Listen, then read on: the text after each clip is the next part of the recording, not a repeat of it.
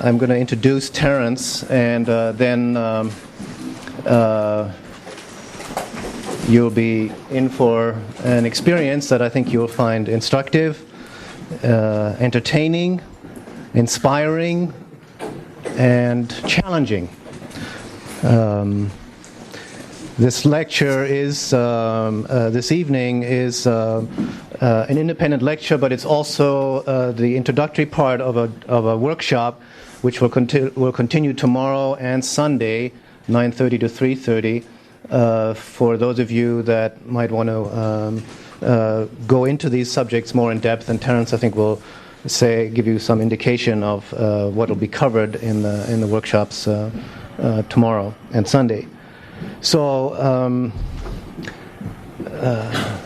Terence is I think I would like to say that Terence, who is my good friend, is one of the most remarkable individuals I know.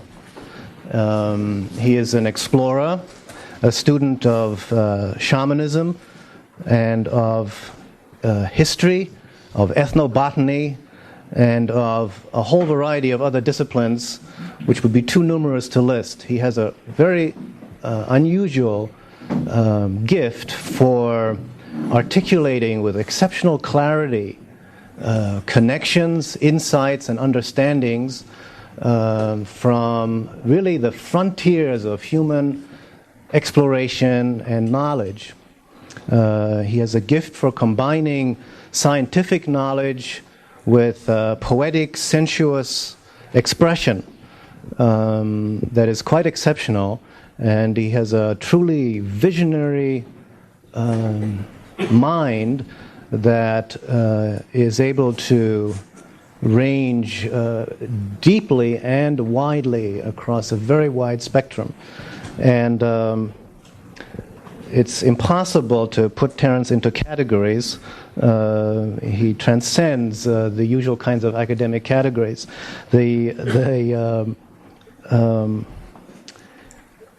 But the topic, the focus of this workshop is on ethnobotany and shamanism. In particular, his work in the last several years has focused on the preservation, the study, and the preservation and propagation of knowledge and information about the use of botanical plants in the context of the expansion of human consciousness and knowledge.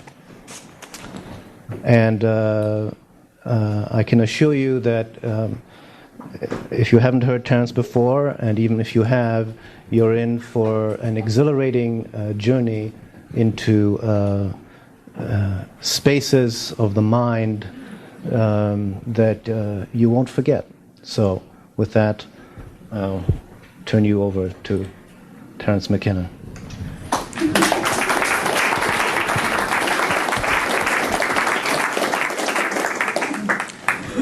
Well, I want to thank Ralph for an introduction that will be hard to live up to. I want to commend Ralph and CIIS for the act of intellectual courage that inviting me here represents. I'm sort of returning to my home turf after a year spent in the Hawaiian Islands, where Kat and I were managing a botanical garden that is a nonprofit foundation specifically set up to preserve plants with a history of human usage, foods, drugs, fiber plants, food plants, all the plants that are part of the spectrum of human interactions with the botanical world. I'm sure you're all aware of the crisis in the world's rainforests, that they are being cut down and radically affecting the ecosystems in the tropics and by implication the whole world. But what is not so well understood is the impact on tropical cultures that capitalism and modernity is having. These tropical tribal cultures are much more fragile than the rainforest itself. Every time we go to the Amazon, we are struck by how much information is being lost irrevocably because people who in a former time would have become apprentice shamans are instead becoming the foreman of sawmills and that sort of thing. So I've been away in the Hawaiian Islands. I'm delighted now to be back in the fast, deep flowing current of American culture. I certainly feel that that's what it is after a hiatus that brought great peace of mind but not a whole lot of excitement. Before I make my way into tonight's subject, I'll cover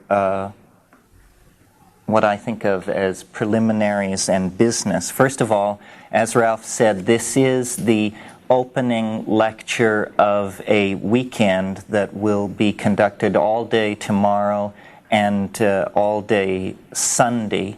In addition to that, I'll be speaking at Shared Visions tomorrow night on a completely different subject in Berkeley.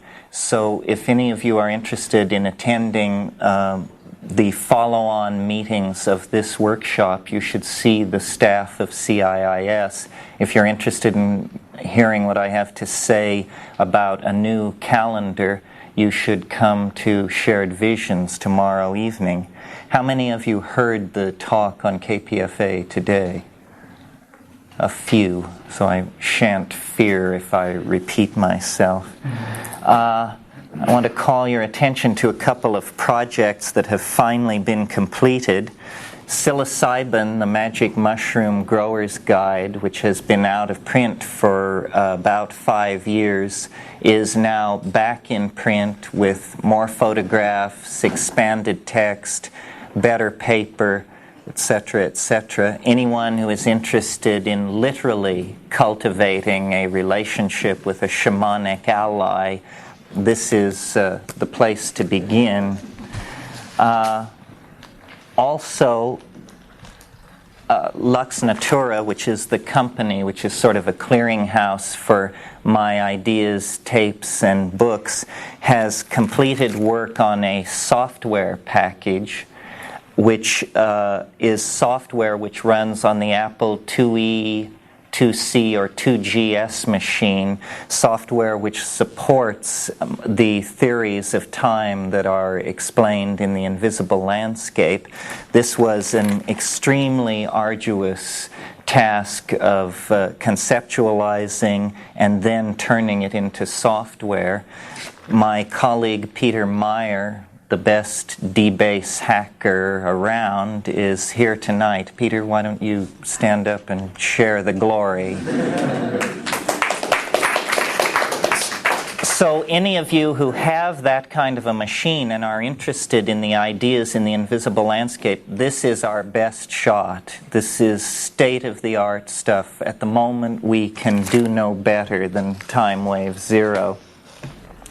Very briefly, I want to mention an article in this month's Magical Blend. Graphically, it's by me, I called it Alien Love. They called it Love Aliens.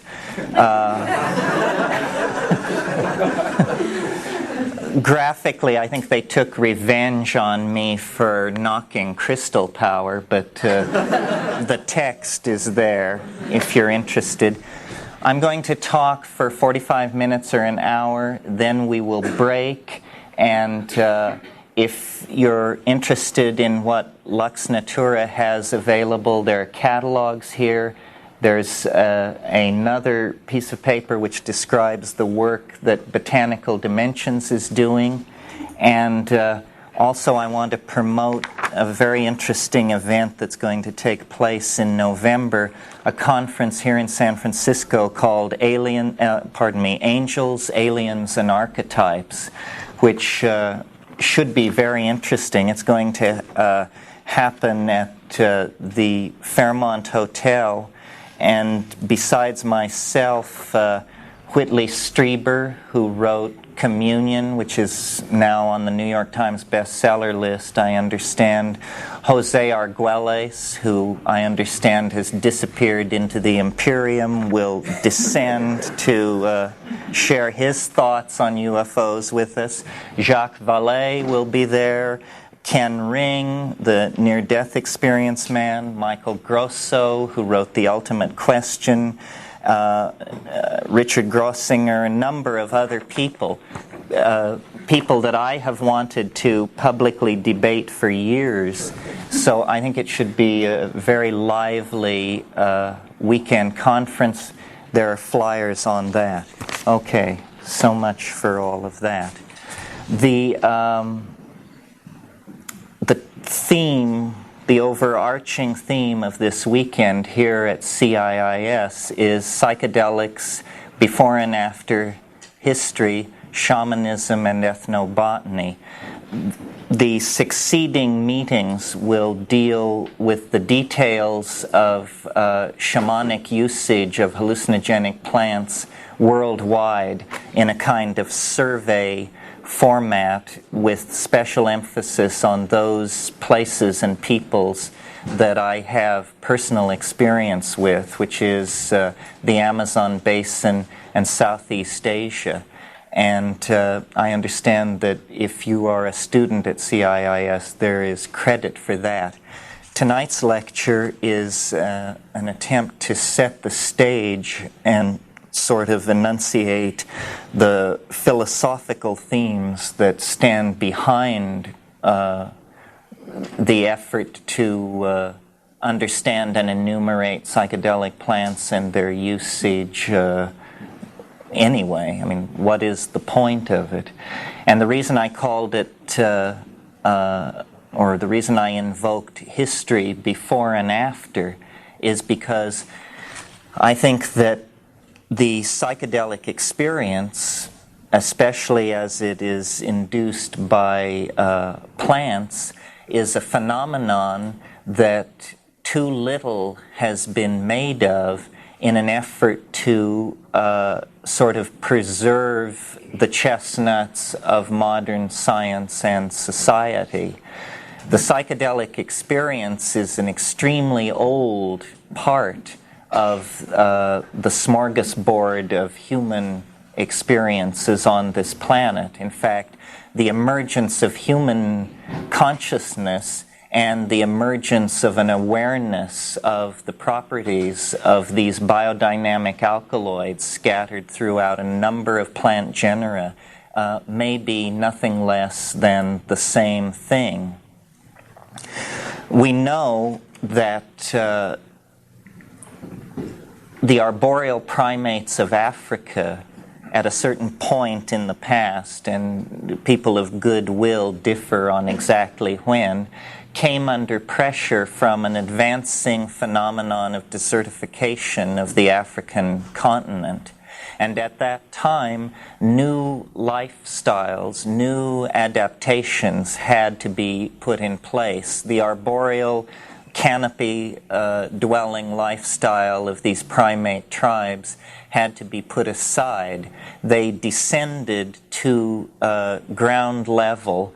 They abandoned vegetarianism in favor of an omnivorous diet, and their already highly evolved system of signaling became even more evolved as they took to hunting and preying upon herds of ungulate animals that were evolving in this grassland situation in response to the same set of environmental pressures that were forcing the primates out of the trees.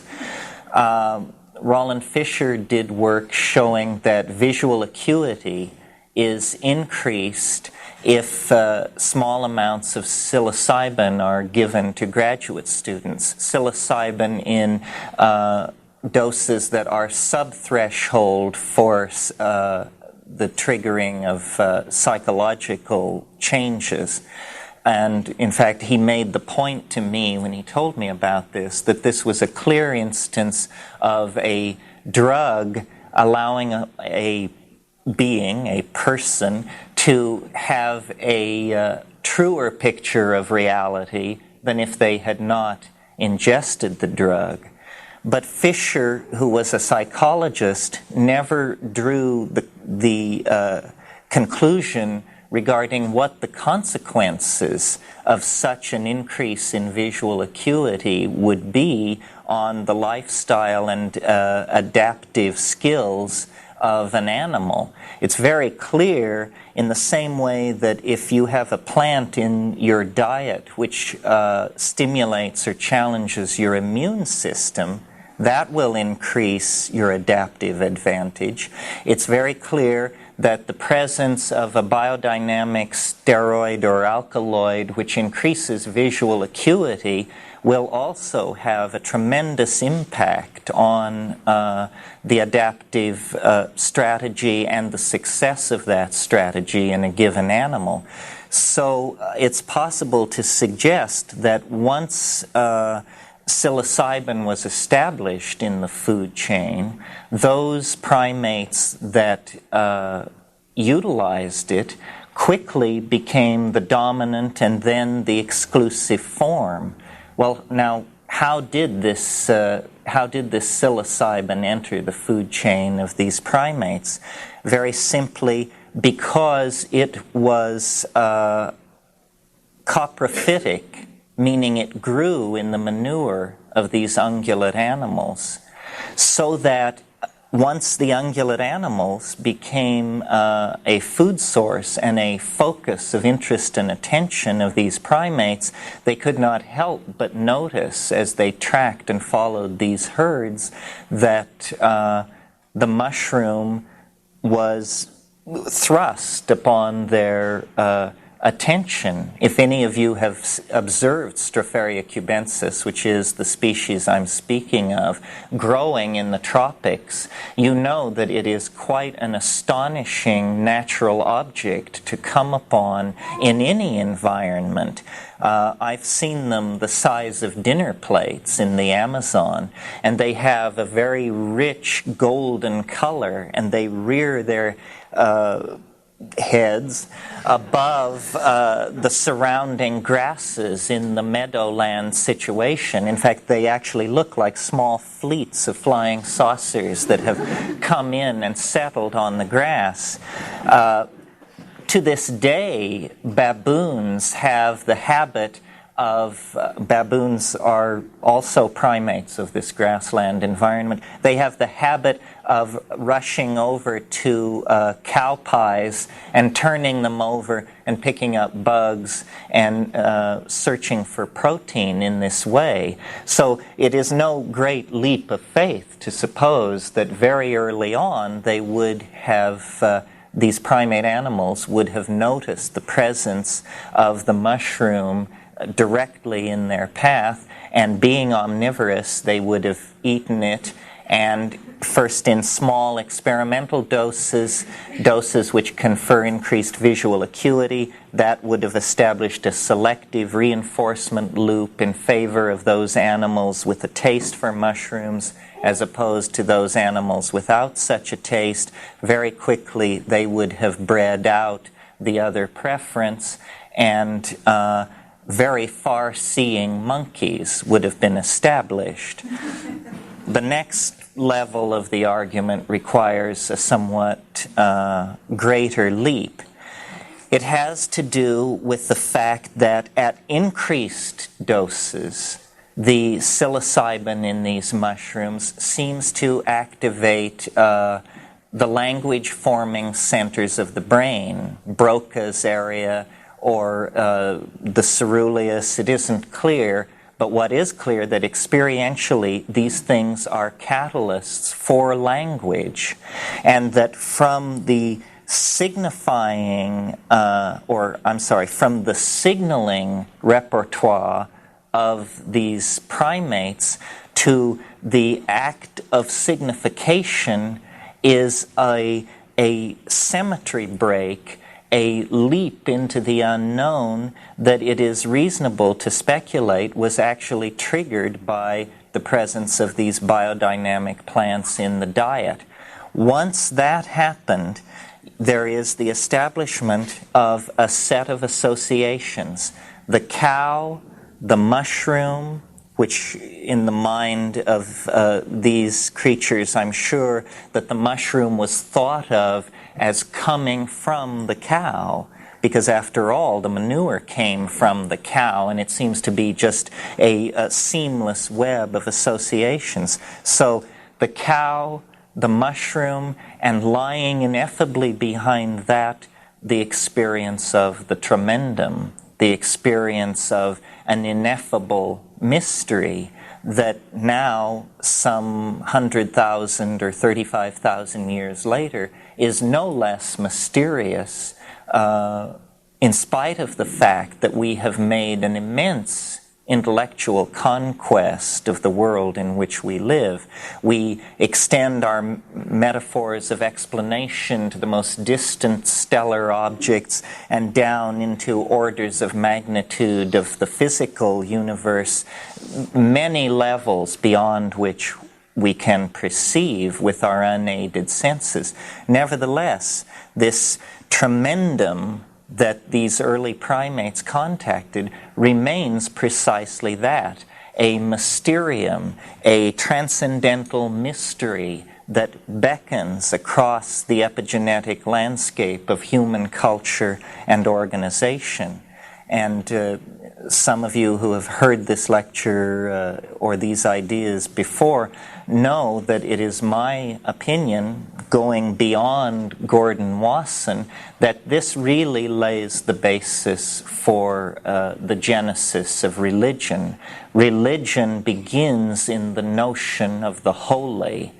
The holy is another way of indicating the felt presence of the tremendum. And the early goddess religions of the Middle East were essentially cattle religions. There are people in this audience who have done tremendous work on the etymology of these languages, showing how these words and roots can be traced back into a kind of convergence where the mystery and the mushroom are seen to be one.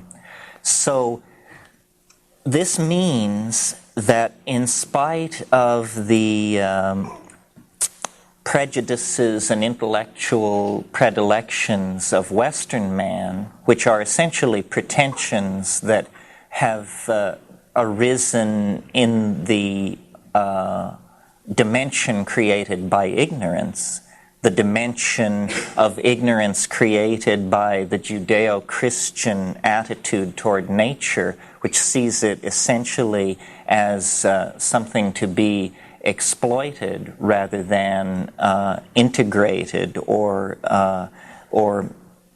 made a resonant part of the psyche.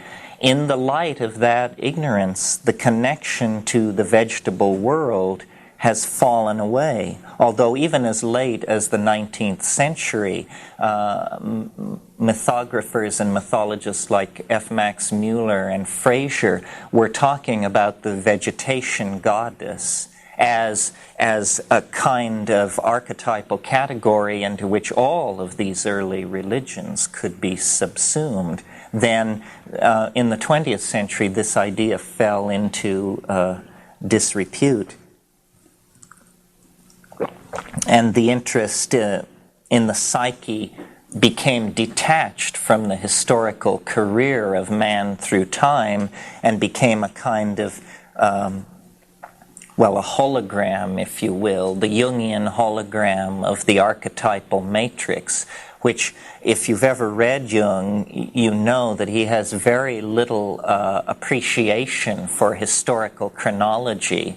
He will cite a 16th century alchemist in the same breath that he will cite a 4th century hermeticist or a 16th dynasty papyrus text, because his notion was that the collective unconscious was somehow atemporal. And there is something to that, but beyond and beneath that is the greater reality of the accumulation of this this experience with these plant hallucinogens. It's interesting that to this day, in the rainforest ecologies of the world, the faith has never been broken. And in a way, that brings me then to the second theme, which is after history. History, you see, is a kind of prodigal wandering, a kind of breaking of faith with the vegetation goddess, a descent into what Merciliade called the profanity of history, away from the paradigmatic world of ritual and magic, and into the secularized linear progression of historical phenomena based on technological advance. However, because it rests on no epistemic bedrock, it is simply a cultural assumption, it is now in our own time playing itself out. The fact that it has a false bottom can now be seen as we, through modern anthropology and modern chemistry and pharmacology before it was repressed and shut down in the 1960s, we have rediscovered the mystery almost by accident and then quickly acted to make it illegal, inaccessible, and trivial. These seem to be the three ways that we deal with drugs. We make them recreational, or illegal, or inaccessible. All strategies for turning away from the real implication, which is that man, as a thinking creature on this planet, is necessarily a portion of a symbiotic relationship. Man, without the synergy that these plants have imparted to the formation of our genome, is no better than a monkey.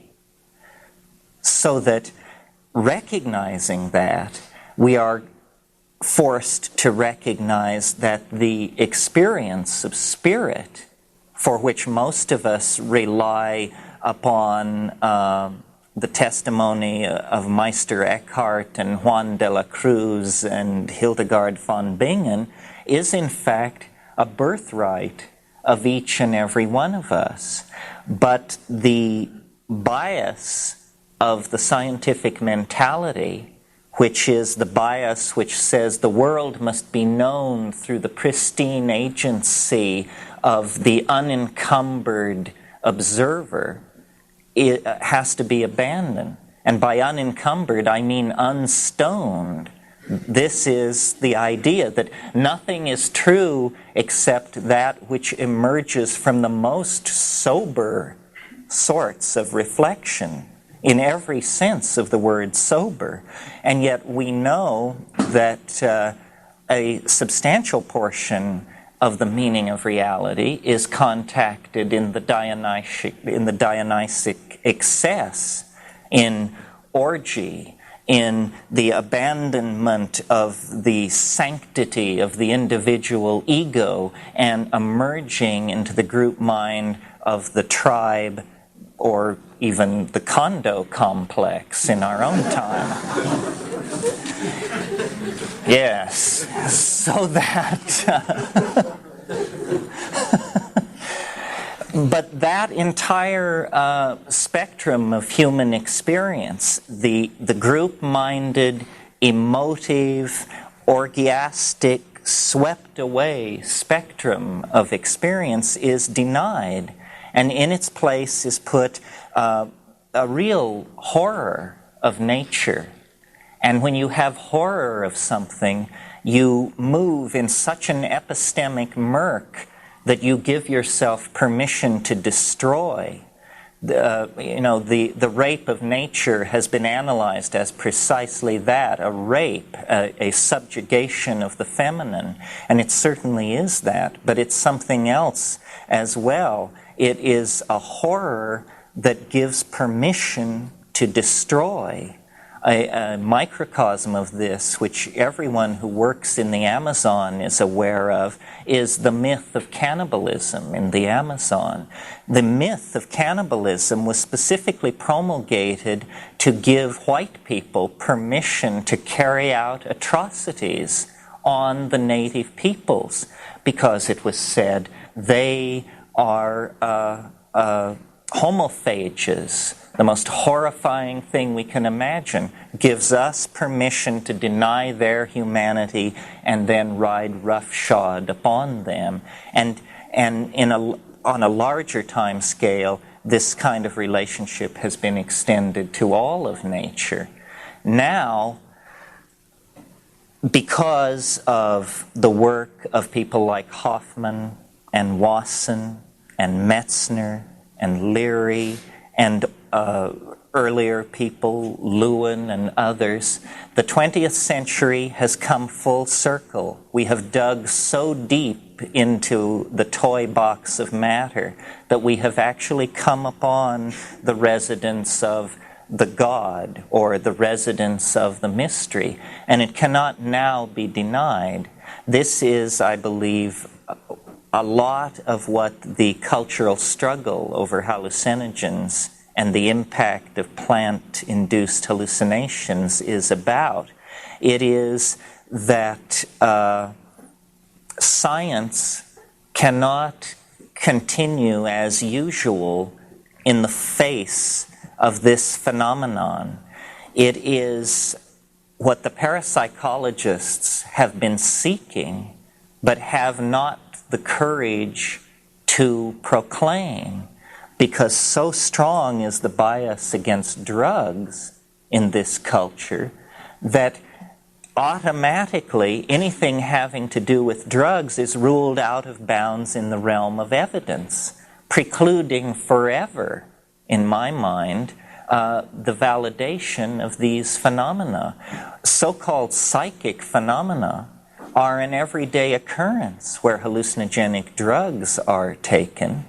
But where hallucinogenic drugs are not taken, these things must be sought by the most tortuous and excruciating kinds of methods, you know, the flipping of cards and that sort of thing. Even, and I don't want to dump on Whitley because I don't know the man, but I read his book. I was amused, those of you who are aware of Whitley Strieber's book, Communion, he takes great pains to say that he never uses drugs. He even has an appendix in the back of his book, which is a polygraph session, where he insisted that he be asked the question, do you use drugs? Well, to my mind, it's no wonder the poor man can't understand what is happening to him. Without a symbiotic relationship to the biodynamic, God-laden constituents in the exterior natural environment, the unaided human mind is almost certain to fail in its effort to assimilate the mystery of being. Because throughout the historical and prehistorical career of human beings, this is how understanding was achieved. And, I bring great wrath upon myself by suggesting that even the most respected methods of spiritual transformation, such as yoga and mantrayana and that sort of thing, are in fact efforts to mimic the intoxication of plants without committing the heinous act of ingestion, you see.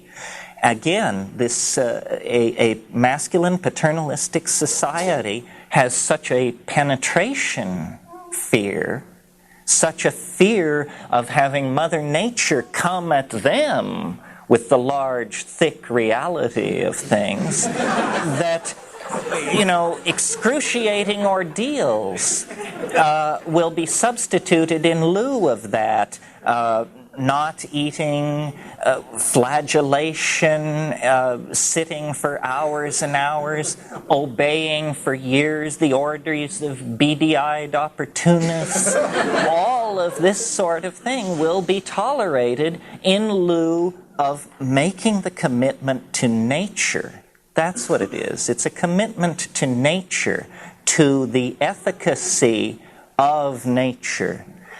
And by our now I mean the rationalist scientific view of nature, is that it is something entirely passive which we perceive, and that the act of perception, to become an act of understanding, has to go through all kinds of transforms and processing in the human brain.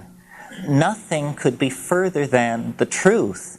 I'm sure many of you are familiar with the Gaia hypothesis, which fundamentally is a theory about gas exchange in the atmosphere, but which really says that the planet is a self-regulating organism in which we are moving around, playing a role somewhat like an organelle in a cell. The consequences to be drawn from the Gaia hypothesis is that nature is not a passive matrix which requires analysis, but that in fact it is communication.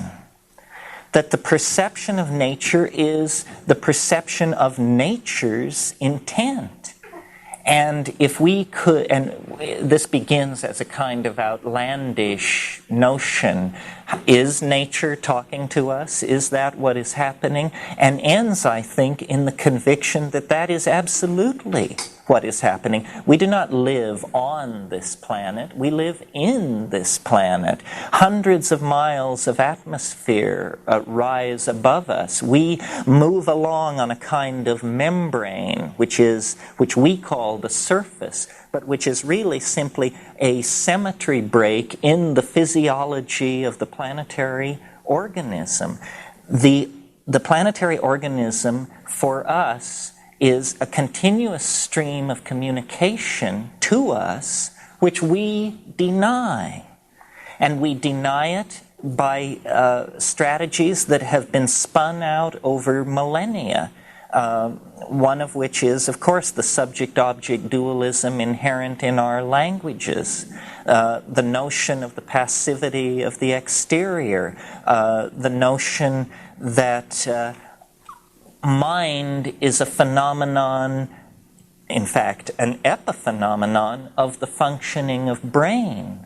We are unwilling to see that mind is a flowing river into which the brain is inserted much in the way that a dipstick is inserted into a crankcase to take the measure of the lubricant.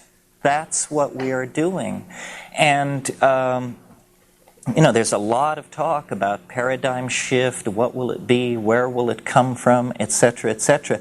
And people keep claiming they have it, but I don't think people realize, they have trivial paradigm shifts or mini paradigm shifts. The real paradigm shift that is being acted out in the 20th century is a return to the archaic notion of the primacy of spirit. And it was contacted first and most abstractly by quantum physics, where it was finally realized, when all other intellectual avenues had been exhausted, that particulate matter, conceived of as tiny billiard balls whizzing through empty space, was going to have to be replaced by a notion of fields, of interacting fields described probabilistically and not really localizable in the here and now kind of matrix that we are used to moving through. But they called the new concept of matter probabilistic or wave mechanical. It actually is not mechanical at all. Waves are not mechanical. Wave mechanical is a curiously bastardized kind of term which tries to have it both ways. But how many of us are quantum physicists, and how many of us who are actually have access to the instrumentalities that confirm these notions? So it emerged and is emerging then in other areas, such as abstract art and the effort by the precursors of abstract art, the pataphysicists, the Dadaists, and the Surrealists, to introduce the notion of an animate and active unconscious. The notion of the unconscious is actually an effort to blur the notion of the point consciousness of the ego and to replace the model of the point consciousness of the ego with this more deployed and fuzzy notion of a gradation of awareness spreading out to the very earliest memories of animal organization, you see. But all of these intellectual efforts to launch the paradigm of spirit have been somewhat academic and removed from the ordinary experience of people. What is not removed from the ordinary experience of people is the availability of the psychedelic experience, conceived not as a kind of masturbation where the laboratory facilitates the experience through the production of historyless drugs absolutely empty of morphogenetic content, but through the acceptance of the fact that this generalized communication from nature is most excruciatingly focused and particularized in these information-bearing molecules that have been evolved over billions of years in the biosphere by the matrix of life itself for purposes of communication. All of life is really an ocean of communication, and this is now being understood even by the hard-nosed Darwinian evolutionary thinkers. It is really not all tooth and claw. It is not survival of the fittest. It is survival of those who can cooperate best with those around them, of the same and different species. Well, the essence of coordinating cooperation is communication. And the essence of communication is the free flow of linguistic intent. We're all familiar, I'm sure, with the way in which ants regulate their behavior by the laying down of pheromones. And that seems quite acceptable to us because we say, well, the average ant is not such a big deal. It is the hive which is so exquisitely organized and coordinated and able to execute its intent and carry out its plans. But, have you noticed that the individual atoms of the human hive are no great shakes either in most cases? I'm speaking now to an intellectual elite, self-selected by being able to get yourselves here this evening to this kind of an event. But I'm sure you all are aware of the public opinion polls which show that the average high school graduate cannot locate Venezuela on a map. And similar things, believes that Hermann Goering served in the Nixon administration. And someone said, but he did, didn't he? Only his spirit. So coordination of communication is really what these psychedelic compounds are about. And once this is recognized, I think the role of the spirit as a transforming paradigm begins to come into focus. You see, it is not enough, and this is again another argument I have with the so-called mystical tradition. The intent of the mystical tradition seems to be to trigger the experience of the presence of the tremendum.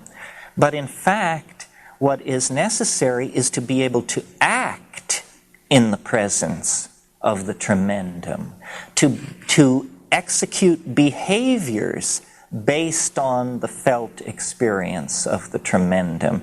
And this you do not get. You get a strange quietude, a quiescence, a glorification of the hermitage and the monastery as being somehow concomitant with an awareness of the spirit. Nothing could be further from the truth. An awareness of the spirit carries with it an obligation to action.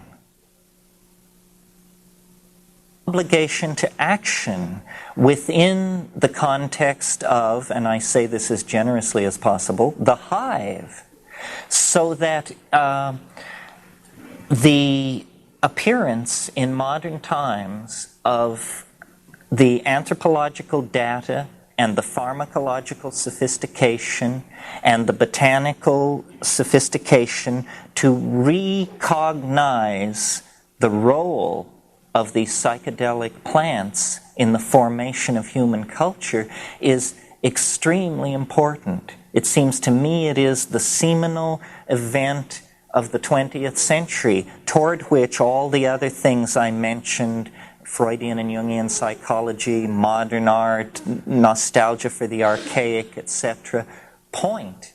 And one can almost make the metaphor that we are approaching a new level of self-unfolding as a species, comparable to adolescence in the individual.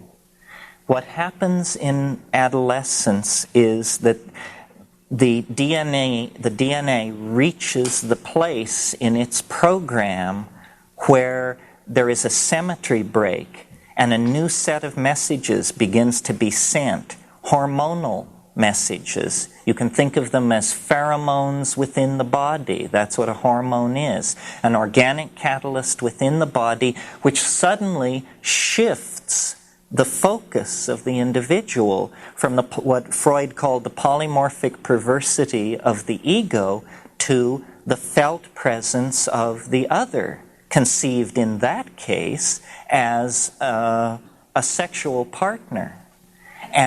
And sex, which had never before been an issue, or which had only very peripherally been an issue, suddenly becomes an absolute obsession, and pointing toward the attainment of syzygy with the mystery, fusion with the felt presence of the other in the form of early adolescent sexual experiences. Well, I have many times found myself saying to groups like this, what a tragedy that someone might go from birth to death without ever having the psychedelic experience. It is the birthright of an intelligent species. In the same way that I would hate to think of someone going from birth to death without the sexual experience.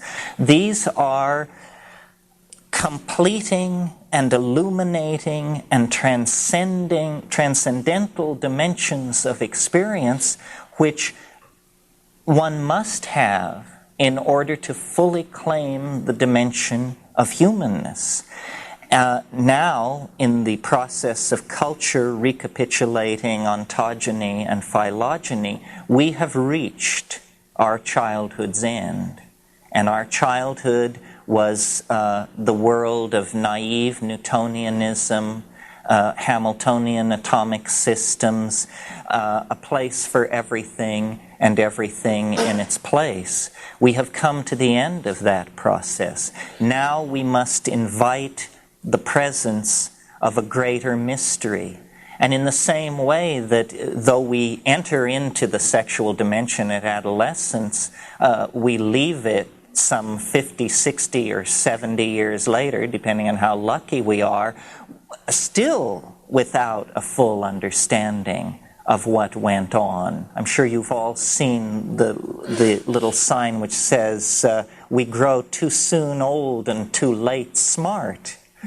Well, it applies to sex as well as to the psychedelic experience. Now, as a culture, we must come to grips with the fact that the world is not simple, in the same way that a 9-year-old must come to grips with the fact that the world is not simple. It is not as Mommy and Daddy said it was. There are tremendous vistas and abysses to be plunged, and ask your uncle and he will tell you that nobody knows what's going on in these areas. Ask a shaman and he will tell you that nobody has found the bedrock of the psychedelic experience. Nevertheless, this wish to live with a bedrock of experience is a kind of trivializing of the great mystery in which we find ourselves embedded. We would have a far more accurate and complete picture of reality if we were willing to live with the felt presence of the mystery. And the way to do this is to experience what these plant teachers are trying to say, what these planetarily manufactured information-bearing pheromonal molecules are trying to imbue into us. Now, shamans throughout history have short-circuited the fall. They are those who know. That's what gnosis is. It is privileged knowledge vouchsafed to the courageous. And the fact that we have fallen into a childish or a neurotic style of relating to being is nothing more than a statement about the inherent biases of our languages and our institutions. Many peoples have not, perhaps because they carried out their lives in the vastness of the tropical forests, where the force of nature cannot be denied. You see, had we stayed in the tropics, we probably would never have taken the fall into history. The fall into history is what happens when one moves into progressively more and more barren landscapes and substitutes for the input of organic nature the self-generated neurotic maps that are based on incomplete information. Now that cycle is being closed. I often think that the discovery of the New World and its subjugation, which was like the carrying out of the ultimate fantasies of the neurotic Judeo-Christian tradition, a world to plunder, ends very oddly with Gordon Wasson and Valentina Wasson in 1953 penetrating into the jungle highlands of Mexico and finding there something more astonishing than a flying saucer or an alien artifact, finding there the true heritage of the human species in the form of the intact mushroom psychedelic religion.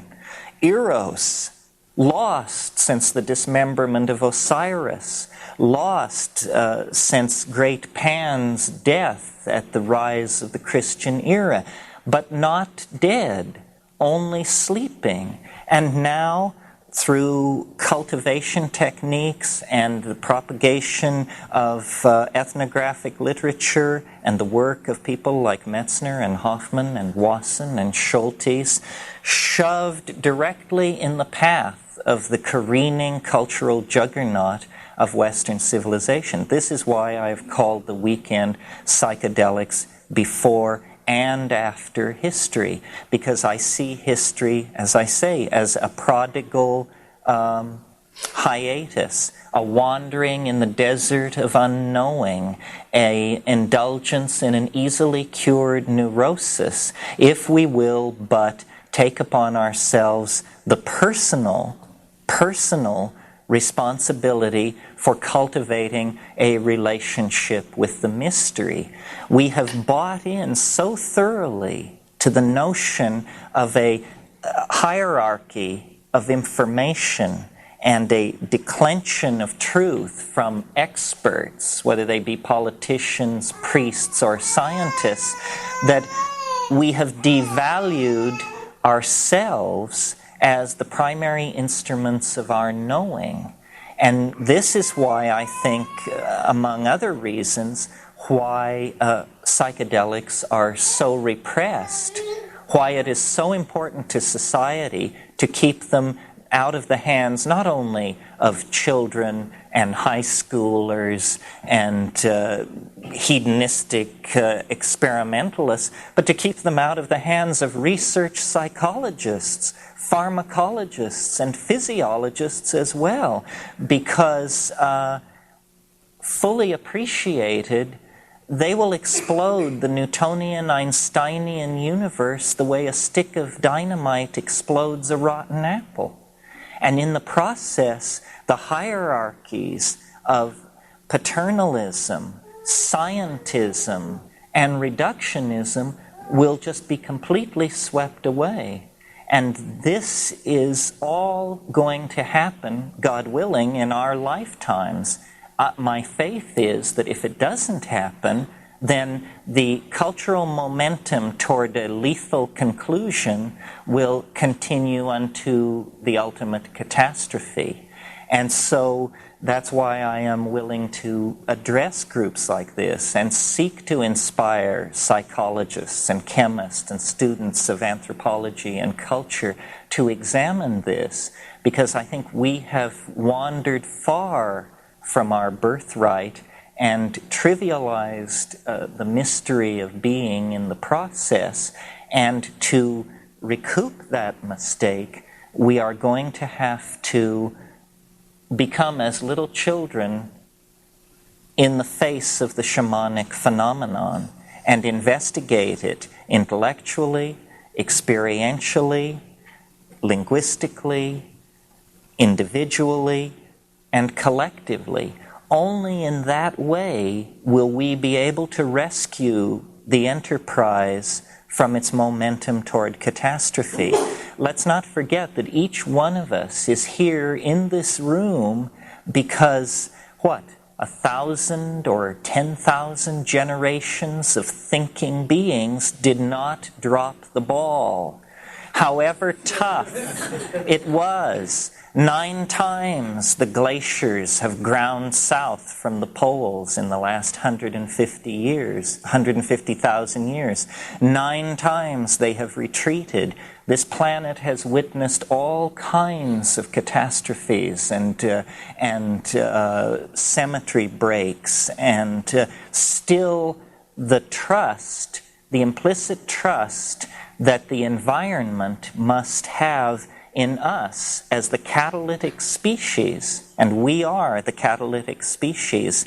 Everyone is worried about the impact of humankind on this planet. Well, let me tell you, before the pyramids ever rose, the impact of human beings on this planet was staggering.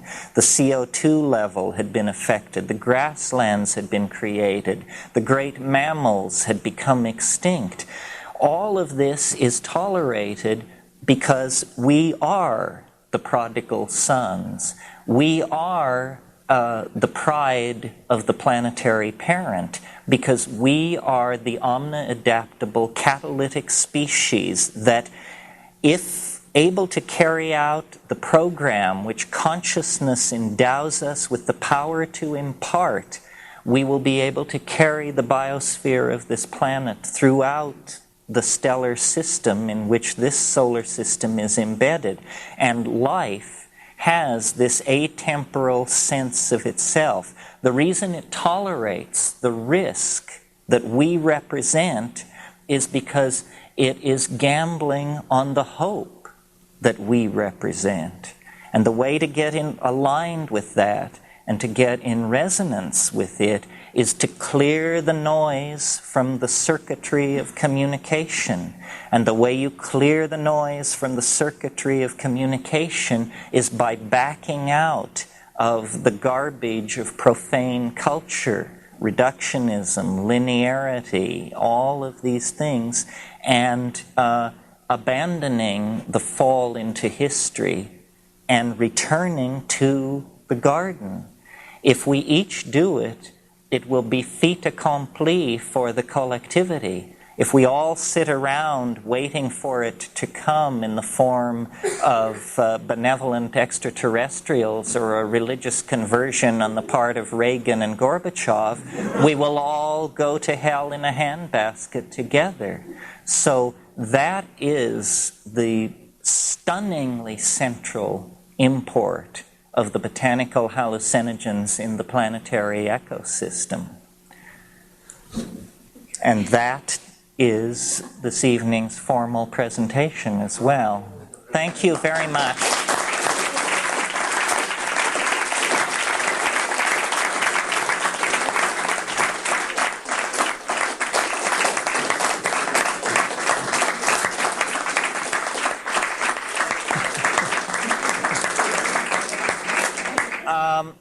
As I understand it, there is tea and coffee downstairs. Let's take a 10-minute break, and then I will entertain vigorous and even hostile questioning by the audience. And here is the various sorts of propaganda that I mentioned earlier. Thank you very much. It's later than we think, so I'm not sure it was up to me to call this back together, but I will do so. I know there are people with questions.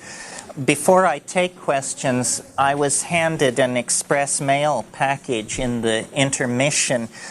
Robin Sylvan, who some of you may know as the former director of the Ojai Foundation, is now running something called the Fairhaven Mysteries Project in Bellingham, Washington. And Kat and I have agreed with him to do a 9-day pilgrimage in Hawaii this coming January at the Botanical Garden site there. And it's been named Volcano Orchid Mind. So if any of you, I don't have enough of these flyers for everyone to get one, but if any of you think you might wish to and can afford to spend 9 days with us in Hawaii next January, I'll just leave these out for interested parties. And if there aren't enough to go around, why share at least the informational contact with other people. Okay, is there anybody burning to ask a question? Yes. Terence, what are your views on some non-botanicals such as MDMA and ketamine, which are currently... Well, I think I implied in the talk, I really as the longer I deal with this problem, the more strongly I feel about it. It began as a sort of a very gentle separating, and it's become more and more clear to me that, and I guess I rely on Rupert Sheldrake to give me a basis for saying this, drugs which come out of the laboratory have no history.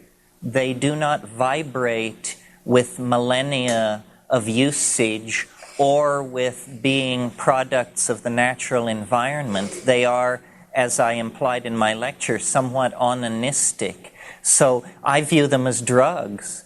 And drugs do different things. Some drugs stimulate you, some depress you, some may even cause the release of personalistic content or repressed traumatic material. Drugs are for people who are ill, is basically my approach to it, while botanical hallucinogens are for extremely healthy people who want to go deeper into experience. I've tried the drugs that you mention. I've certainly found them interesting, but I could not imagine building a career around communicating with people about them. To my mind, what's interesting about them is the contrast with the informational depth of natural hallucinogens. I think the word drug applied across the board to MDMA, ketamine, and psilocybin, mescaline, and those kinds of things does great injustice to the natural compounds. There really should be a linguistic distinction made. So I try to speak of organic substances, or more specifically plants. I don't deny the worth or the efficacy of these laboratory compounds, but they are not planetarily evolved pheromones carrying the messages of Gaia. They are humanly constructed nanotechnological machines useful for intervening in the personalistic dynamics of the psyche. Emmett. What do you know? Who did you call? Emmett. Okay. What do you know You're about next. AIDS as a germ warfare? AIDS as a germ warfare. Well, I don't know anything. I certainly have noticed that within 10 years of the discovery of retroviruses, which the AIDS virus is, you know, one of the dogmas of molecular biology was that there was never transcription from RNA to DNA. It was always from DNA to RNA. Then they discovered the so-called family of retroviruses. Within a very few years, 3 or something after that, AIDS appeared with its curious political selectivity. I mean, this is a drug which goes after homosexuals, people who shoot intravenous drugs, black people, and loose people. If they could have just somehow gotten the Tay-Sachs thing in there too, so it would have gotten Jews, I'm sure they would have really been pleased with themselves. If it is, in fact, a piece of political engineering, I don't know that it is, but I certainly notice its curious selectivity. If it is, you may be sure that this is a secret buried far deeper than anything having to do with Auschwitz or Watergate or anything else. You want to talk about a crime against humanity. This is a crime against humanity on a previously inconceivable scale. There's been a lot of speculation about this. Granted, some of it has emerged from East Bloc countries, but on the other hand, it's well documented that other bacteriological and chemical agents were tested in this very city in the 50s and 60s. Some of you may know the incidents that I'm referring to.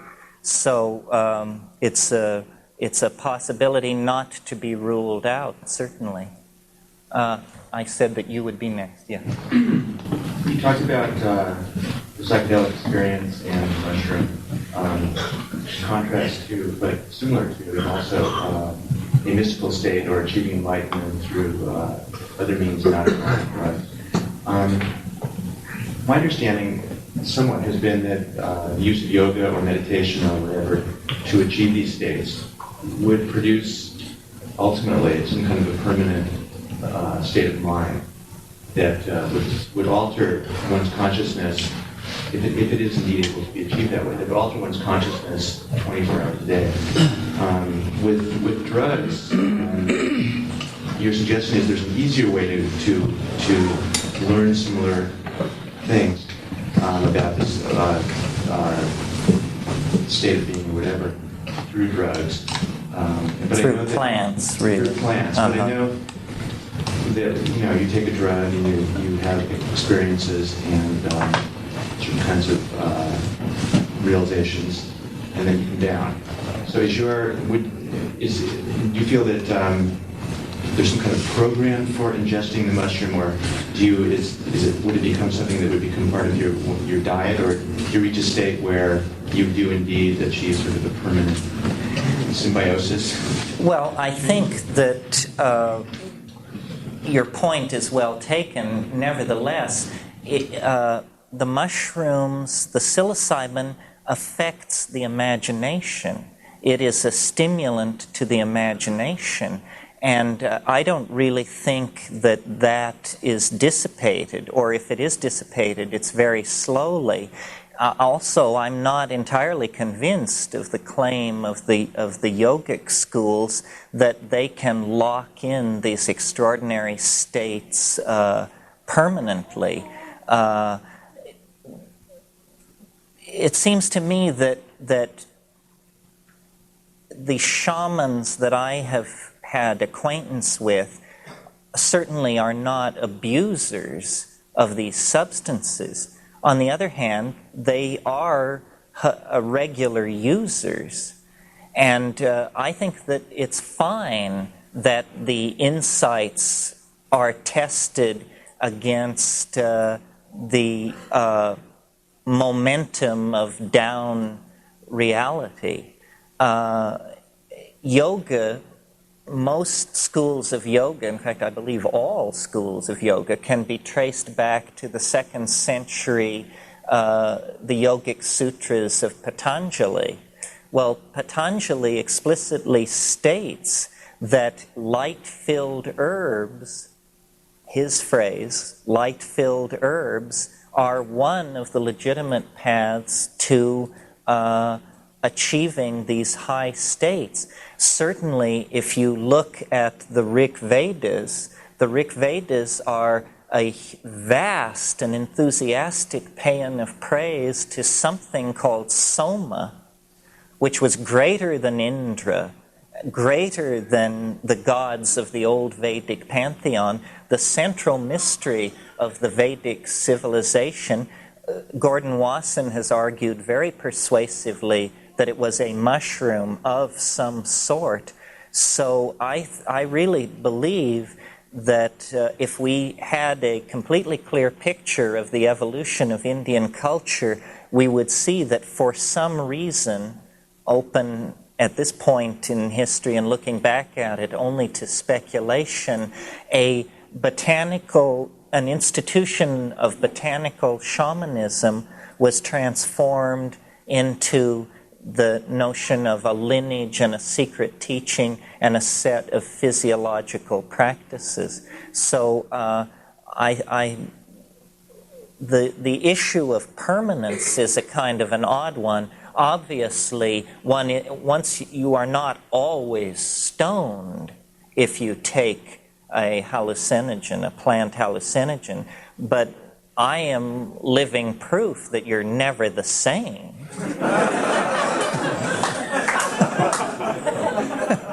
So somewhere between always stoned and never be the same is where one falls. Yes? This grasp of the verbal language. Is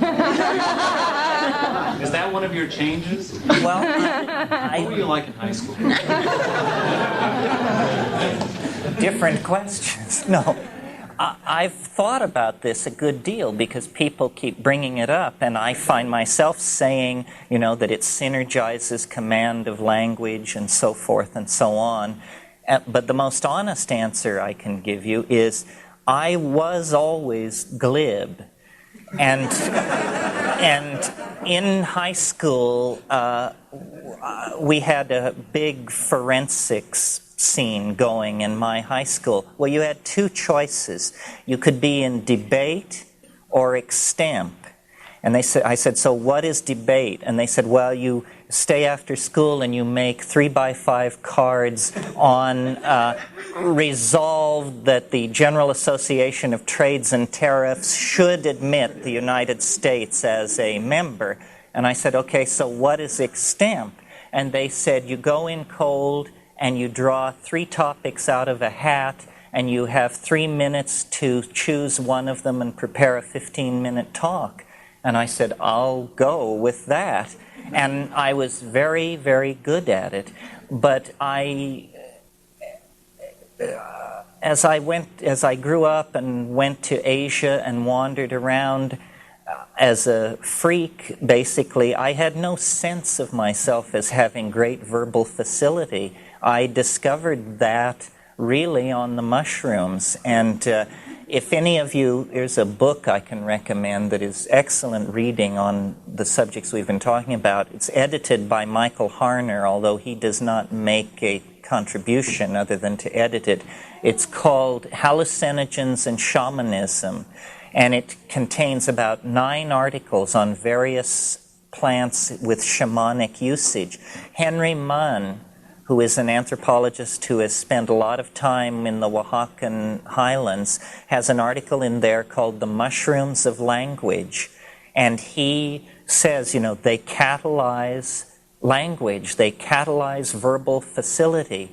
And we don't know what the basis of the well-documented traditions of oral poetizing that we find when we go back into the Western tradition. It still exists in rural Yugoslavia. We don't know what the factors were that created that.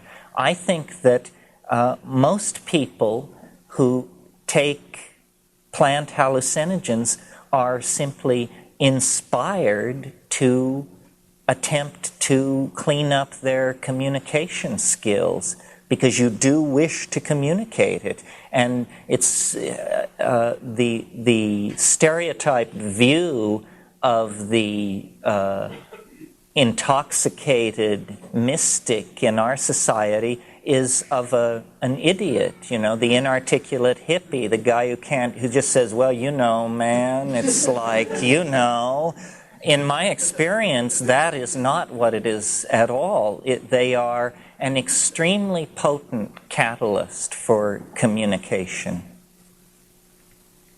Yes, the blonde woman in the back, and then... Do you think it's possible through artificially created hallucinogenics to program someone, even if maybe just from one really good trip, to program them perhaps to change in their whole outlook on life? And I get the idea with what you're speaking of with natural substances, you're bringing out something that's already in you or allowing some consciousness that perhaps isn't tapped. I'm speaking about introducing perhaps some foreign consciousness into your mind through chemically altered substance. Do you mean as in a control or in a psychoanalytic sense, like curing an addiction or an obsession? No, I'm talking about like having been given acid at one point, and even many years later, still sometimes having like flashbacks on it and wondering what perhaps might have been in that drug or what it did to you. Well, I think that the most complex phenomenon in our world is the human psyche. And one does occasionally meet people who are horrified by my position and say, I took LSD 25 years ago and it's taken me this long to get it back together, and even now I don't feel that together. To me, the psychedelic is responsible only in the sense that it gave an X-ray of the psyche to the ego. And people who have been severely traumatized or abused or molested as children, who have real problems, are going to discover the breadth and depth of this traumatic material, and it may inhibit their ability to set themselves free and become great psychedelic explorers. I don't advocate this for everyone. In fact, I counsel people, and I don't always tell people they should go ahead with their plans if they're contemplating a psychedelic experience. Sometimes I tell them they need to do more reading or have more therapy, and sometimes I tell them they shouldn't do it at all. It's a calling. Shamanism is a calling, and in traditional societies, shamans pick and choose very carefully who they will take on as apprentices. So it's by no means a given that everyone is going to find these things to their taste. On the other hand, those who do find it to their taste will inculcate it into their lives very readily, and it will become very important to them, their self-definition, and their psychic growth. To address possibly another aspect of your question, is it possible to program people with these drugs, or a combination of these drugs and hypnosis and that sort of thing? I have no doubt that it is. The little bit that we see, that we are able to get declassified from CIA experiments in the 60s, is hair-raising. I mean, they dreamed of people who would commit acts of violence or assassination and then completely forget that they had done it. Now, how far down the road with these kinds of programs they got, we don't know to this day. I am very careful about who and what I am around in a state of psychedelic awareness, because you do imprint these things, and that's why, you know, in the same way that the shaman chooses his apprentice very carefully, the apprentice should be very aware of choosing the teacher very carefully. You, sir. Yeah, I've had some major experiences with LSD in terms of ego death and just a complete crushing of my psyche and my point of view, and then have come through into some brilliant light and really a very spiritual experience. And I'm only now starting to play with the mushrooms for more of that experience. I wonder if you could relate if the mushrooms have the potential to have that painful aspect of the crushing and the ego death kind of experience. So far, I haven't had that kind of experience with the mushrooms. Well, a very nice thing about the mushroom is that it's extremely tolerant of beginners. Nevertheless, downstream from those early experiences, you're dealing with, call it the overmind, the superego. It will give you not what you want, but what you need. And it can be extremely painful. It can be extremely humbling. It can be terrifying. It seems to me, in the people I have known and in looking at my own trips that had that quality to them, it's always to the good. The ego is completely obsessed with control and wants everything to be ameliorated and presented in easily digestible increments and to proceed along an orderly program of unfoldment. And it isn't like that. It has its own weather, it has its own dynamics, and you're much more in the position of someone sailing alone in a small sailboat. You can check the weather very carefully, and this will give you an edge. Nevertheless, squalls can turn into great storms with astonishing rapidity, and yet then you're in a position to really learn. But the learning is not, the real intense learning is not necessarily painless. And I see people nodding their heads all over the room. It is not for the faint-hearted. It just simply is not for the faint-hearted. People talk about how there are no frontiers left, and we lead such coddled lives within this society and in our well-furnished apartments with our stacks of CDs and all this. Actually, it isn't true. You can turn your living room into the helm of Magellan's ship. It's simply that the great unexplored dimensions are internal and psychological, but no less dangerous for that. So it's a calling for the exploring spirit, someone who really wants that thrill. Yes? Yes, if I understood you correctly, I thought you were saying that history is always profane, And I wonder if that's true, because I'm thinking of, say, the prophetic tradition, the idea of that there's a meaning in history, that there's social injustice. I'm thinking of someone like Martin Luther King, for instance, who sort of comes out of that tradition. Did I understand you correctly on that? Not exactly.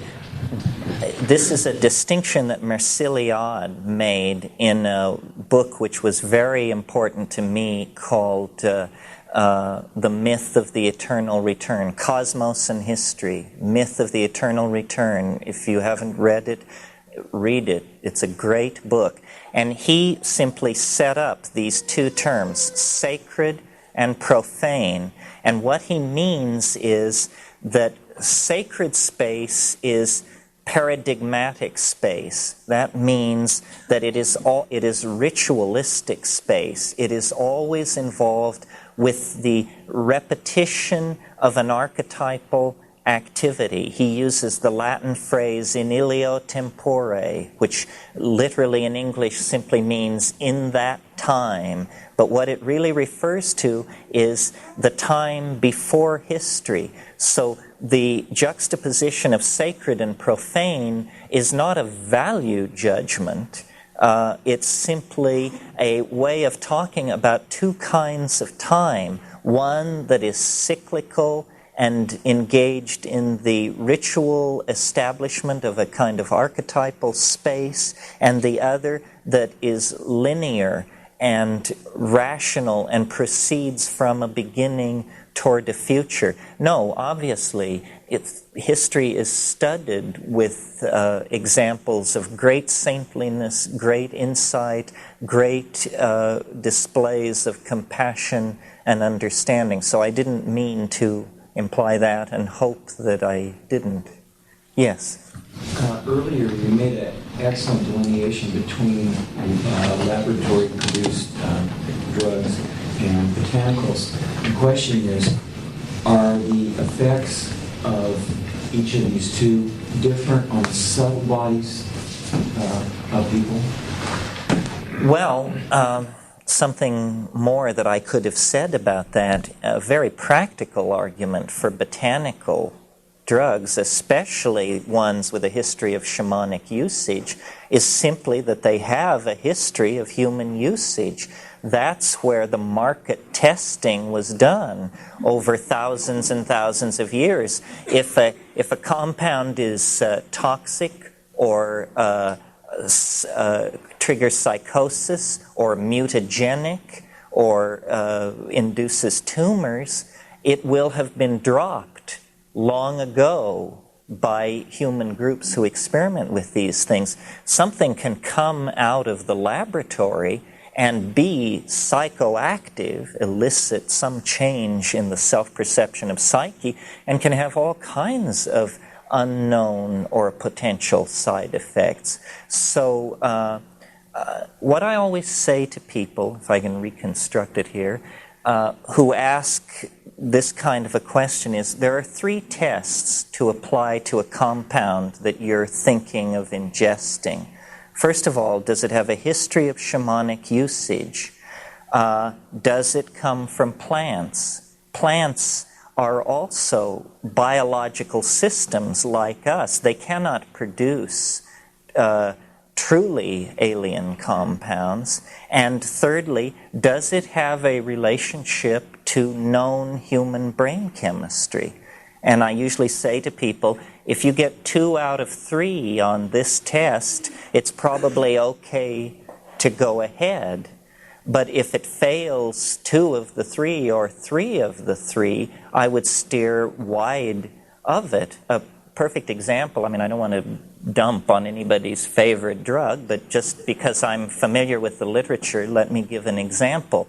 Ketamine. Ketamine is a fascinating experience. I had a lot of psychedelic experience under my belt before I came to ketamine, and I was amazed at what it does to psyche. However, there's a significant amount of literature which indicates that it can cause epileptic kindling. There is another significant body of literature which indicates that it depresses the immune system. to such a degree that it has now been dropped from general surgery. It's even, I understand, being dropped from veterinary use because all these vets were reporting that a very large percentage of cat patients were not recovering from quite straightforward operations, being spayed and that sort of thing. And ketamine begins to look like the culprit in that. Well, now, if it didn't have that bad rap, I would be willing to grant that it was a very interesting compound. But I just, my immune system is very precious to me, and also I find the notion of epileptic kindling to make me very uncomfortable. So, in spite of the fact that the experience is quite interesting, I would go very slow with that. I certainly wouldn't settle into it as a lifestyle.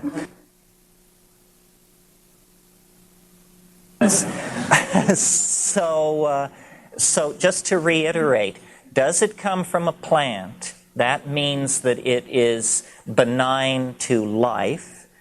Does it have a history of shamanic usage? That means that it is benign to human populations. And then this third thing, does it have an affinity with brain chemistry? Because, you see, the brain views a drug as an insult to it. The brain has what is called the blood-brain barrier, and then behind that many enzymatic mechanisms for degrading any foreign substance and turning it into harmless substrates. The perfect case example would be dimethyltryptamine. Dimethyltryptamine is, without contest, the most powerful hallucinogen known to me.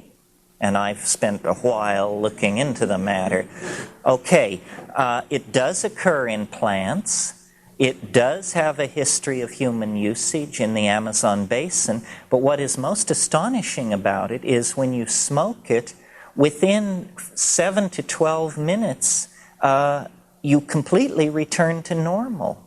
Now, what is happening there is that the DMT is crossing the blood-brain barrier very rapidly, giving you a phenomenal psychedelic experience, and enzyme systems are locking on to these molecules and saying, I know what this is. I know how to deanimate, dealkylate this compound and quickly turn it into indole acetic acid, which is a common excretory pathway for these kinds of compounds in the brain. So the speed with which DMT clears the human brain and returns you to normal is a very, very strong argument for its harmlessness. So if you take a drug and the next day you feel lousy and the next day you sort of feel okay, that's not a very good drug. That's an insult to the physical brain and should not be done because we're in this for the duration. This is a task of a lifetime. So you want compounds which are extremely effective in delivering the noetic experience, the plunge into the tremendum, but you also want to be able to race again another day. And that involves paying attention to these other factors. People who are contemplating this as an experiment or a lifestyle, this dealing with psychedelics as a growth program, the first thing I say to people is make a trip to the library.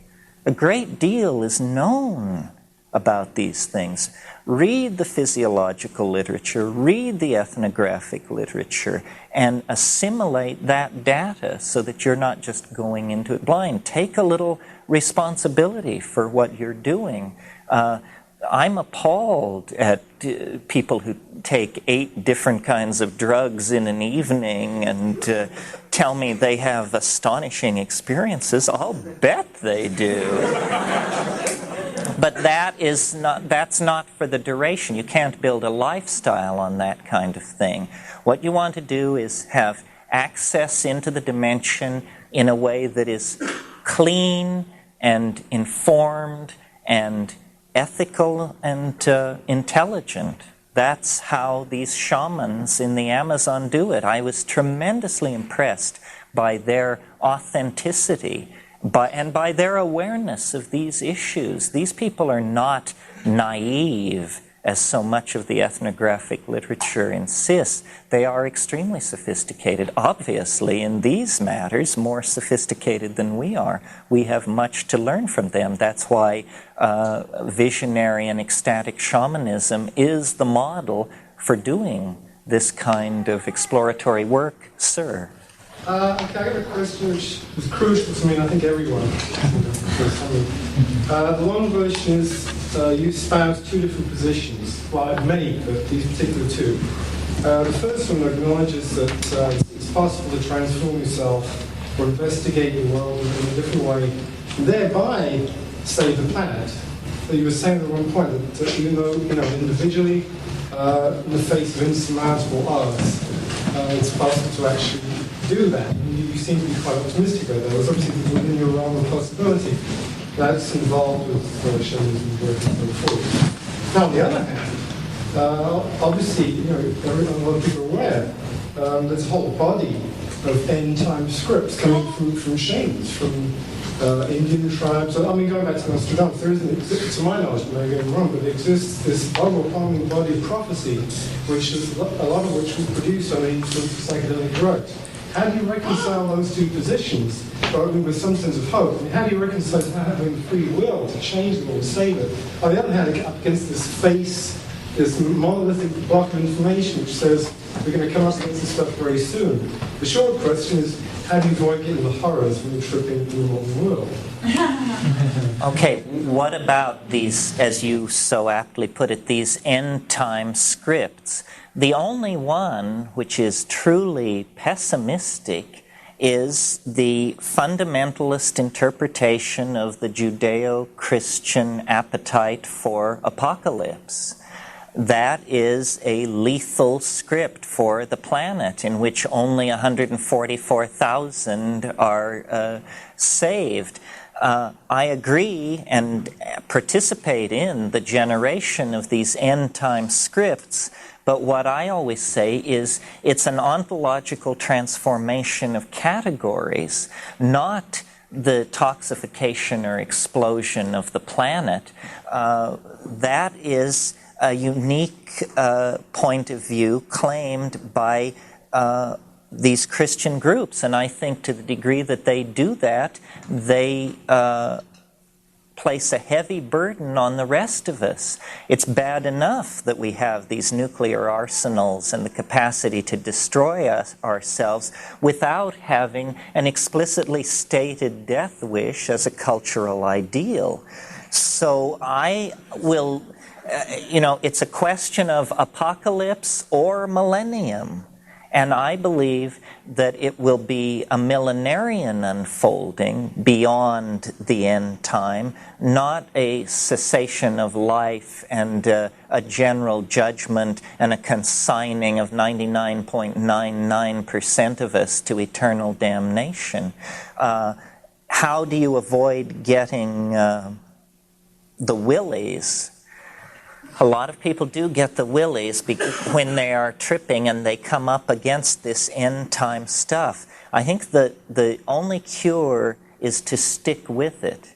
I always think of Frank Herbert's excellent advice that he puts into the mouth of his character Muad'Dib in Dune. He says, when the fear comes, it comes like a great wind. And what you do is you simply clamp down and wait, and it will blow itself out. One of the first things a psychedelic voyager must learn to do is to discipline the hind brain. The hind brain is a creature of fight or flight, and you must just turn to that and say, now see here. We are neither going to fight nor fly from this. We are simply going to freeze and watch, and the fear builds up. It's a chemical thing. and it builds up, and then those same systems that destroy the DMT, that deanimate and dealkylate it, will take the fear apart before your very eyes and leave you in peace. So we are in a great temporal vortex. This is not the subject of tonight's lecture, but it is the subject of much of my thinking. The fact that we are being funneled toward a kind of ultimate historical crisis. To the degree that you have bought in to the assumptions and values and aspirations of historical society, it's going to look to you like the world is just flying to pieces. To make it make sense, we have to decondition ourselves from those values and those assumptions and realize that we are embedded in the body of Gaia. The creode along which the development of life on this planet is being propelled has walls which are extremely steep and high. There is very little possibility of us jumping out of that groove and creating a kind of apocalypse for ourselves and the planet, because we are not in this matter free agents.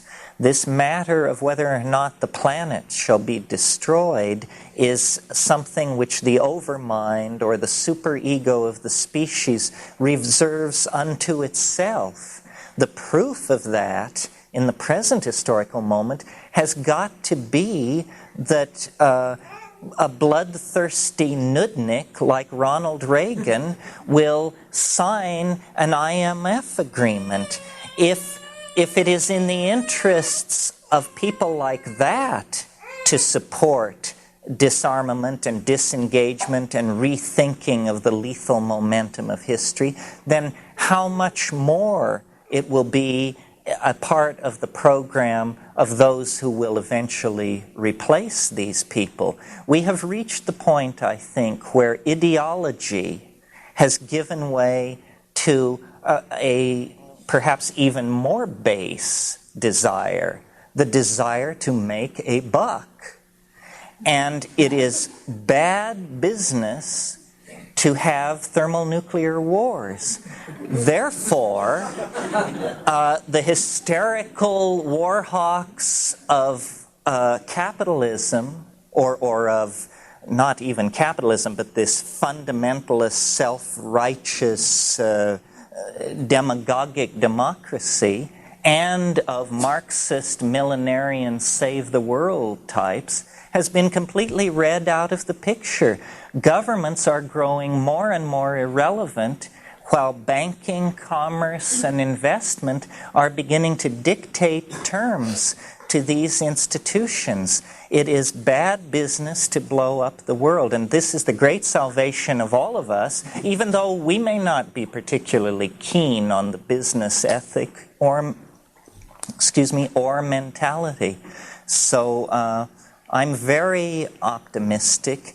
I think great changes will be seen in our lifetime, and I think the lethal mythologies are being overthrown very, very subtly by the superego, by placing goals that even the dullest of us will turn to in preference to waging a thermonuclear war.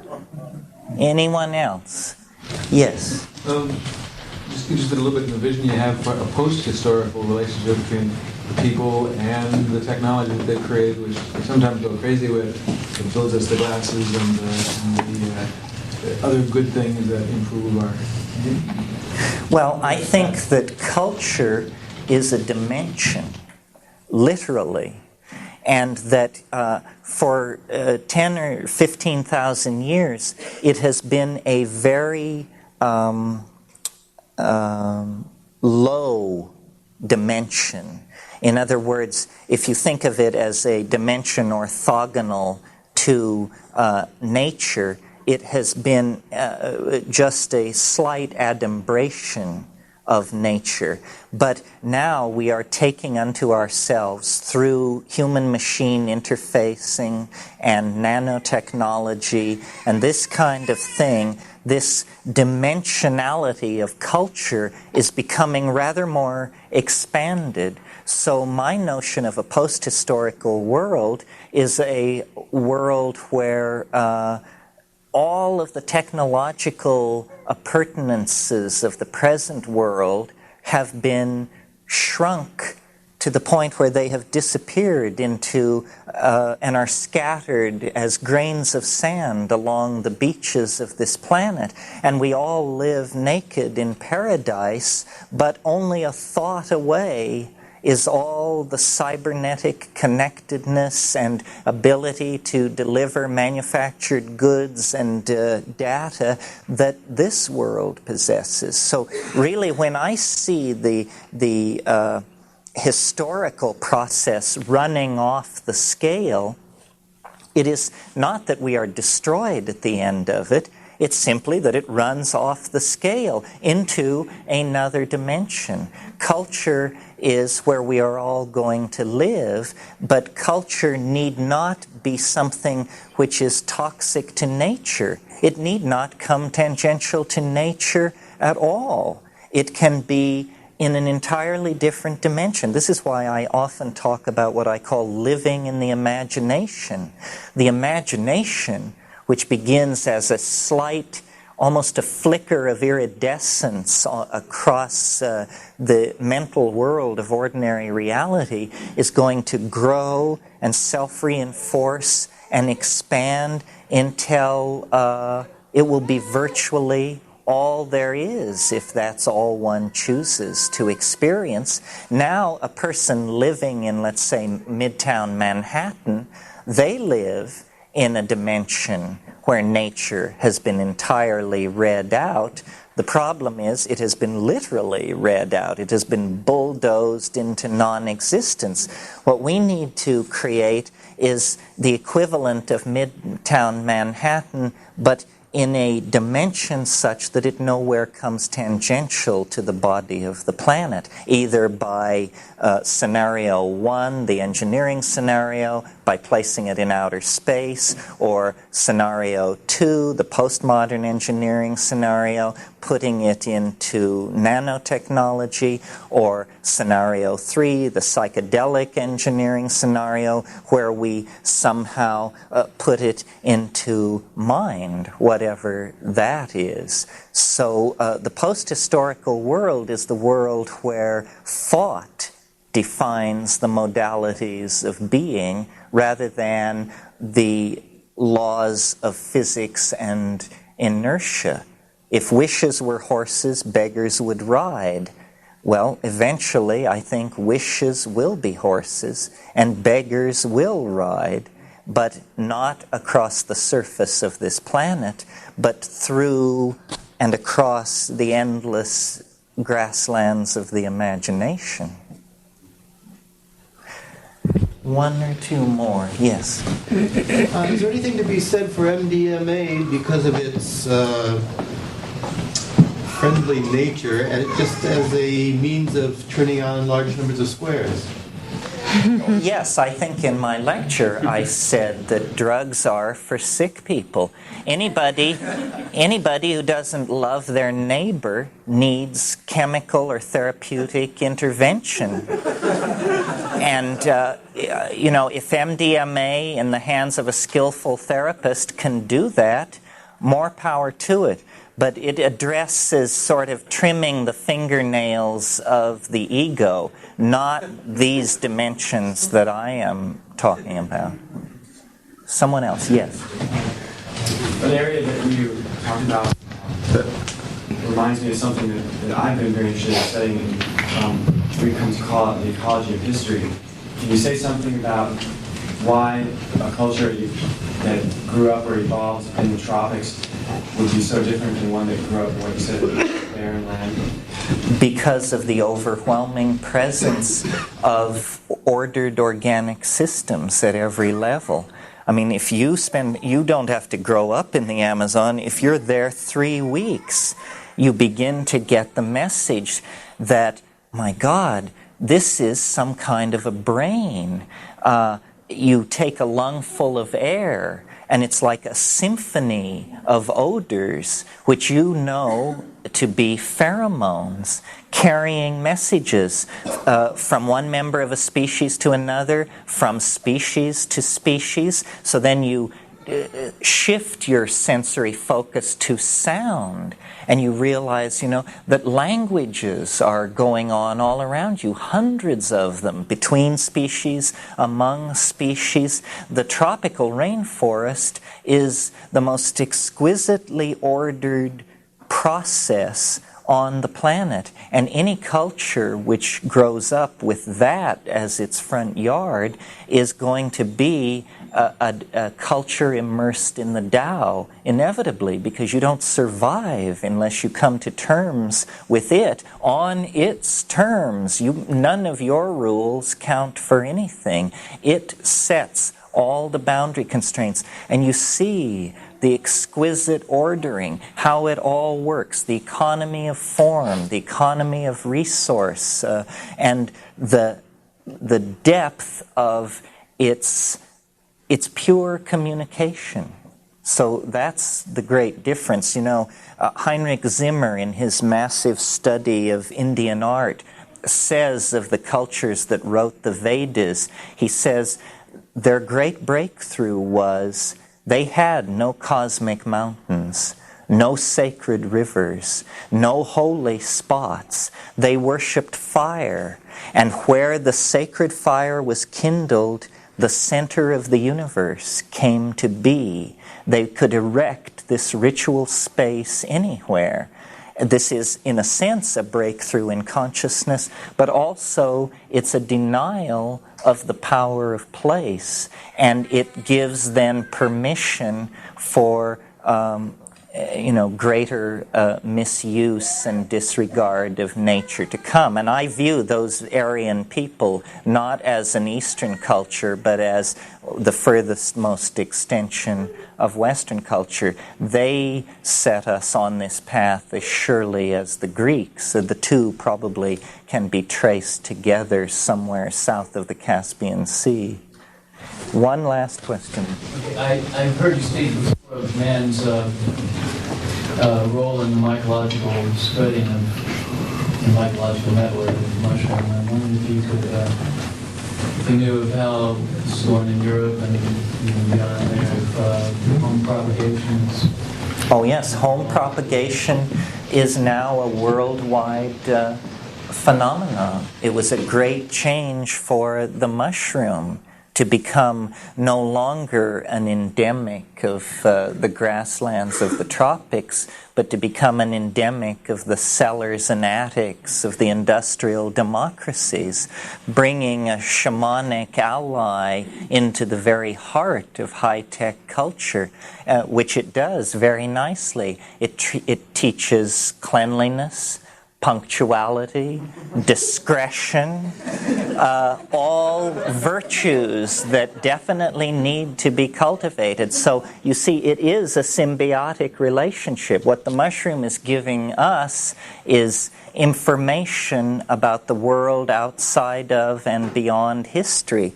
What we are giving it is an extremely extended range, which is, by definition, one of the things that defines the successful adaptation of a species. So it isn't all going one way. It is not a parasitism by one upon the other, but definitely a real symbiosis. I'm sure many of you are aware that in the Amazon, one of the major life forms that quickly thrusts itself upon your attention in any tropical forest are the leaf-cutting ants. They move in great coordinated streams, and they chop up leaves. They can strip a huge tree in hours. And what they do with these leaves is they take them back to their hive and they chew them up and make a paste out of them and stick them all over the walls of their underground cavities, and then they place spores into this mulch not any spore, but spores that they have over the tens of millennia selected. These spores change the inedible cellulose of the leaves into edible sugars, and the ants eat those sugars and thrive. So the symbiotic relationship between social animals and fungi is a very well-established phenomenon of the biome of this planet. And in fact, isn't it interesting that the social insects are the one other area of organic nature where we begin to see similarities with our own style of social organization. They use chemicals to communicate. We use small mouth noises. But if the scenario I laid out for you this evening is correct, both societies were called into being through symbiosis with fungi that were operating in a mutual, a reciprocal relationship of mutual reinforcement and support. So it's a model that has been tried before, and it's generally agreed that these leaf-cutting ants are the most sophisticated of all the social insects. So the mycological mind seems to do this. It can take primates or insects and through the slow passage of the millennia organize them into great self-reflecting societies held together by communication. The breakthrough with us was with a much larger brain, with a much stronger hand.